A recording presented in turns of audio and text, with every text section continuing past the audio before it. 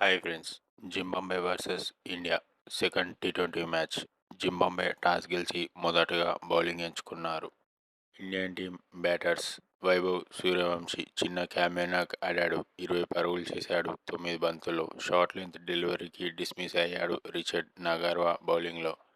ఇషాన్ కిషన్ మరియు కెప్టెన్ శ్రేయస్ అయ్యర్ ఇద్దరూ చాలా అద్భుతంగా బ్యాటింగ్ చేసి 66 పరుగుల పార్ట్నర్షిప్ చేశారు.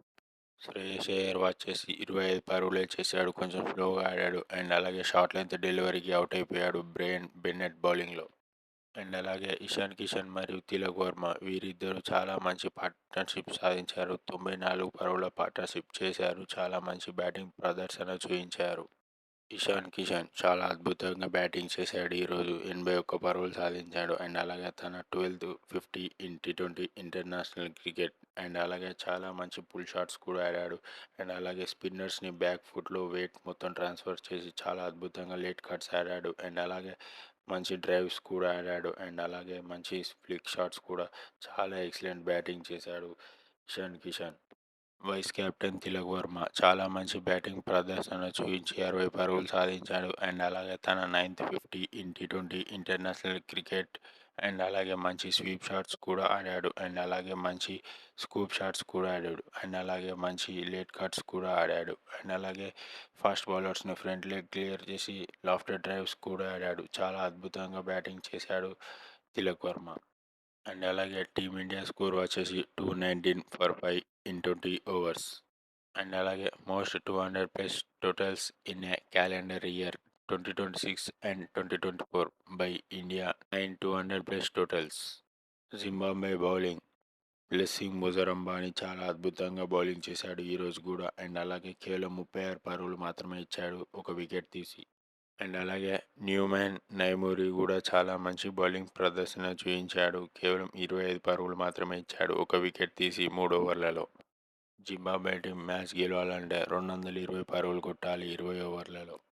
జింబాబ్వే బ్యాటర్ బ్రెయిన్ బెన్నెట్ చాలా అద్భుతంగా బ్యాటింగ్ చేశాడు. కేవలం ఇతని స్కోరే జింబాబ్వే హై స్కోర్ 32 పరుగులు చేశాడు.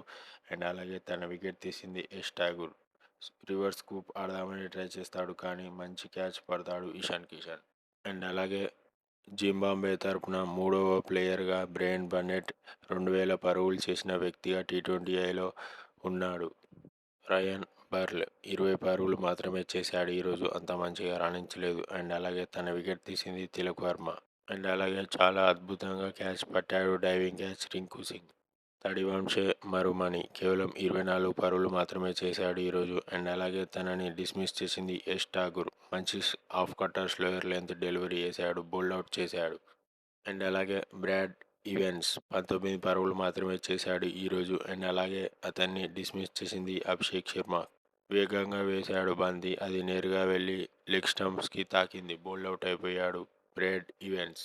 జింబాబ్వే బ్యాటర్స్ ఎవరు అంత మంచిగా రాణించలేదు, తొందరగా అవుట్ అయిపోయారు అన్ని ఫాల్స్ షాట్స్ ఆడి. అండ్ అలాగే జింబాబ్వే టీమ్ స్కోర్ వచ్చేసి 129 for 10 in 18 overs.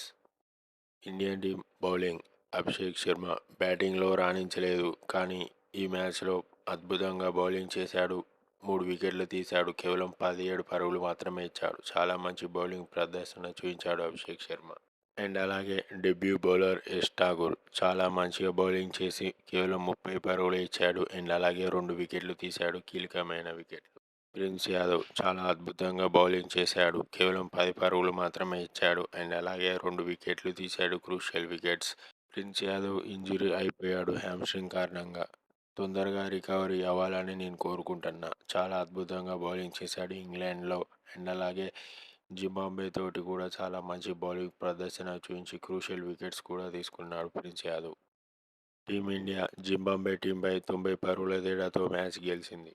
Team India series గెలిచింది కానీ మొత్తం క్లీన్ స్వీప్ చేస్తే 3 మ్యాచ్లు, ఇంకొక మ్యాచ్ కూడా గెలిస్తే మనం ఐసీసీ నెంబర్ 1 ర్యాంకింగ్స్లో టీ20కి నెంబర్ 1 స్థానంలోకి మళ్ళీ వెళ్ళిపోతాం.